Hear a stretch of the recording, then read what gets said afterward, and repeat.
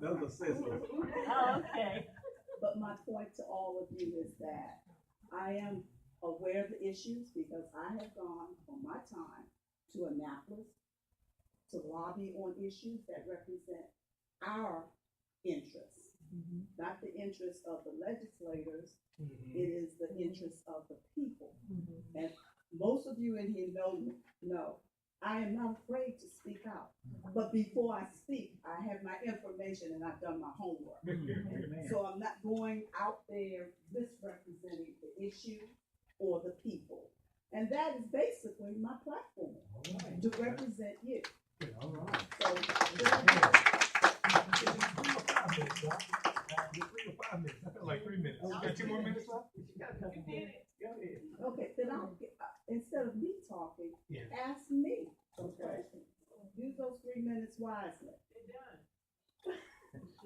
Is it 3 or 5? Did she get 3 or 5 minutes? 3 to 5 minutes. 3 to 5 minutes. Yeah, she's good. You have my commitment to serve you. I am a public servant, not a politician. Yeah. Okay. All right. You like an educator or what? Go ahead. Question? I didn't tell, well, I'm running. We just County Council. I'm running for the at-large seat, county council seat. There are 2 seats. I'm running for 1. And I can win with your help. All And right. my name is at the top. So, you wonder how Miller got at the top. I use my maiden name, which is Colbert, and it's hyphenated, Miller. So, you will find my name first. Perfect. You know, it's befitting that we have this meeting here in the Unity Life Christian Ministries because Dr. Martin Luther King was selected to be the leader of the Southern Christian Leadership Conference by 7 pastors. And so when you stop and think about it, there's a purpose to all this. And that's as Dr. Miller was talking about Esther, I said, you know what? We're in the right place. We're in the right place because SCLC, NAACP, SNCC, and everybody else met in church. And so they always brought the Lord with them when he went out to do his work. So thank you very much, Dr. Miller. It's a great place to start, and I appreciate that. Crystal has the lead. Where'd she go? Okay, come on up. Don't forget to tell what you're running for. Hello, everyone. I want to just take a moment to thank Dr. Miller for this platform and opportunity just to come up and speak and tell you a little bit about myself and why I'm running. I'm Crystal Orietta. I'm running for County Council for District 7 for Prince George's County. And for me, I am by no stretch of imagination a politician. I'm an activist and an advocate, and I've been that for over a decade. I've lived my life just in service. I started off in the corporate world, but realized that I wanted to give all my talents to helping people. And so that's why I've dedicated my time to working with nonprofits where we focus on how to break that pipeline from school to prison that you see, not just in Prince George's County, but around the country, and working around things like criminal justice reform and economic development issues. And so that's why when I built my platform, I didn't build it just on what I felt I wanted to see in Prince George's County and District 7, but what I know and what I'm passionate about, what I've spent my short time here on earth compared to some people really putting my time and energy into. And because my mom always says I'm a baby. But I really hone in on education. When you look at smart education, how do you move from just focusing on preparing kids for college? How do we make sure if they want to be in vocational school, if they want to be in trade, or if they want to be entrepreneurs, if they want to go to college, we're preparing them in every facet. And that's why pre-K for all, community schools, and also making sure that we pay our teachers a fair wage. We make sure that they can live in the county and that they are paid for their loyalty to staying in the county. Because they fell off their steps. If they went to Montgomery County and came back, they'd be right in line. But if you stayed in Prince George's County for 10 years, you'd be paid less. And so how do we pay people back for their loyalty to this county? And we look at economic development. We have to look at smart, balanced growth. So when you look at how do you, yes, we want to bring in vibrant new businesses, but not at the expense of small businesses that are building this community, that have been loyal to this community, that are living in this community. So when we develop, we can't develop and then they can afford to actually be in those new shopping centers that look so lovely, but all of our small businesses are now on the street. And when we look at quality of life, we want to look at something that has quality of life at all stages, because we want to make sure that, yes, I want something that's, walkable and that has a nice nightlife and is built for millennials, but I don't want to do it with my parents and my grandparents can't afford to live there anymore because their property taxes are so high, they're now on the street. And so when you look at quality of life, it's at every stage. It's not just to attract the millennials, but it's to make sure it's built for the people that built this community, and that we don't throw them out at the expense of something shiny and new. And so when you elect someone like me, you're electing someone that's an advocate and activist first, that understands that we have to put the betterment of those that are at the lesser of the table. Because when you uplift them, you uplift your entire community. And for me, economic development and criminal justice are at the forefront with education. Because I realize that once we fix those two broken systems in our community, we build wealth for generations. And that is what I'm trying to do. Not to focus on just my neighborhood or my side of the street or because I live in District 7, but focus on every facet of Prince George's County. Because once we do that, there is no competition. I went to Howard, the Mecca, and I want to make Prince George's the Mecca when you look at policy and what you can have as Black wealth and education in this county. So thank you so much for your time, and thank you, Dr. Doolin, for just allowing me to be here and to listening to my platform. And again, I'm Crystal Orietta.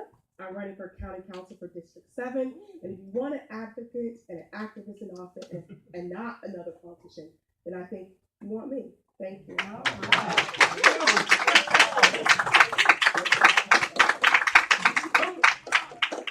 Mom and Dad said right here.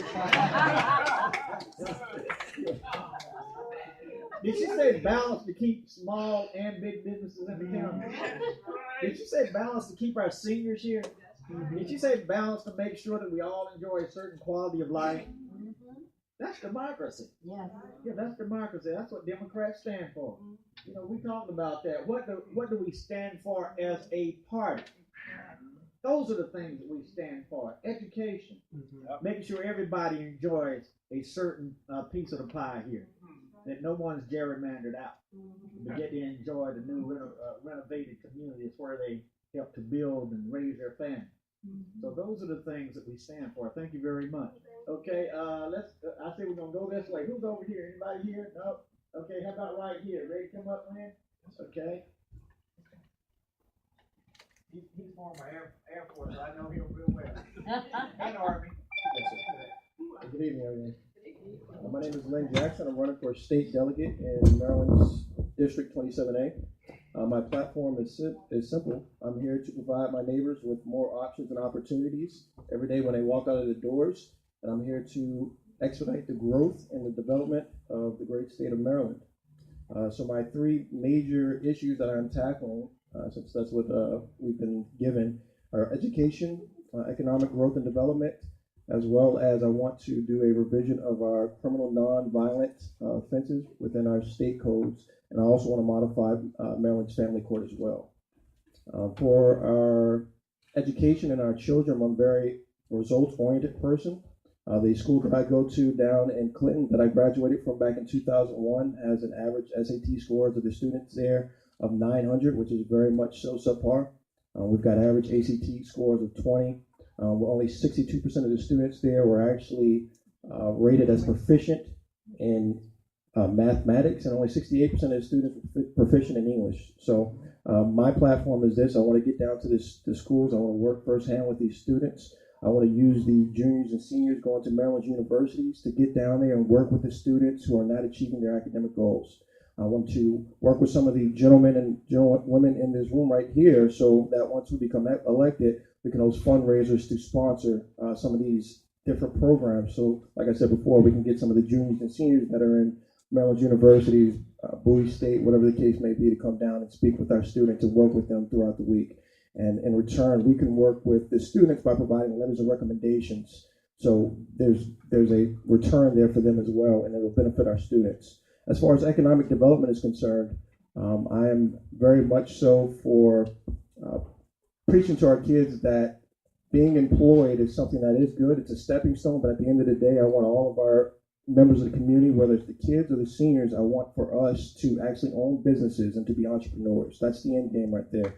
We don't want anyone having control of our careers, of our lives, and whether or not our boss likes us or dislikes us. When we own our businesses, we have nothing to complain about, and we go as far as our work habit gets us. So that's something that I'm here to promote.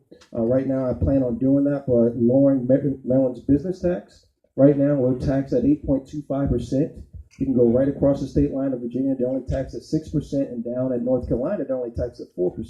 So the name of my game is to get us between 4 to 6% so we can be competitive in the D.C., Maryland, Virginia district. The last platform that I'm running on is actually providing modifications for Maryland's penal codes. That's going to be a little bit more difficult of a process, and that's going to entail me going through the books, looking at Maryland's codes to actually figure out what needs to be modified for nonviolent offenses. And I also want to make modifications to our family court structure and system as well. We've got a lot of practices and procedures that are outdated in Maryland's family court that I think will benefit all of us, families, as well as those who are looking to actually get married and have their own families as well. So that's my platform, ladies and gentlemen. My name is Lynn Jackson. I'm running for state delegate in District 27A. And God bless all of you, and I hope to see you. We gotta get this microphone raised as well.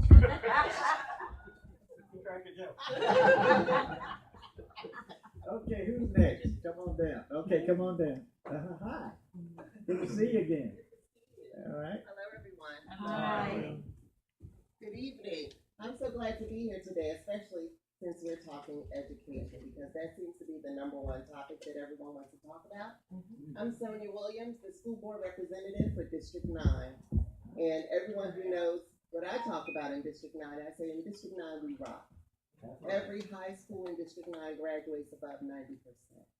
90% of their students, not only are we graduating students at 90%, but since 2013, we have gone from 100 and I always want to get my numbers right because I'm an engineer and I'm all about factual information. So in 2014, our high school seniors graduated and they achieved $107 million in scholarship money. Since then, we have practically raised that by 50%. Our graduating seniors last year graduated with $151 million going into college. Now, college is not the only course for everyone. In our schools, we have high school students that are building houses. We just finished our 42nd house in Prince George's County. It sold for $459,000 last year. So we are graduating students not only to be college ready, but also career ready. My son graduated in 2016 with 3 automotive certifications. He did go on to college, and he's studying mechanical engineering, but he did come out with certifications in a career that I was okay. If he did not make it through college, he will survive and be able to make it on his own. But let me talk about our other improvements that we've done in the school system. In 2013, we had 8 full-day pre-K programs. Now we're up to 50 sites with full full-day pre-K programs. So when we're talking about improvement to our school system, I say there are 2 problems that we have. One, instability in our school system leadership. In 12 years, we've had 4 superintendents. So think about when you're talking about gaining some momentum, you put in a plan, you try to implement and monitor that plan, and next thing you know, the leadership is gone. So you're not going to get stability in education when you change leadership so often. Second, our issue is that we don't talk about our success. When I talk about, children that are building houses, kids coming out with certifications, our culinary kids are coming out going with full scholarships to the Culinary Academy of America. So we are providing our students with success, with stability. Our issue is that 1, instability in leadership, and 2, talking and sharing our success. So let me continue to talk about some of the things that we've done. In 2013, we had 200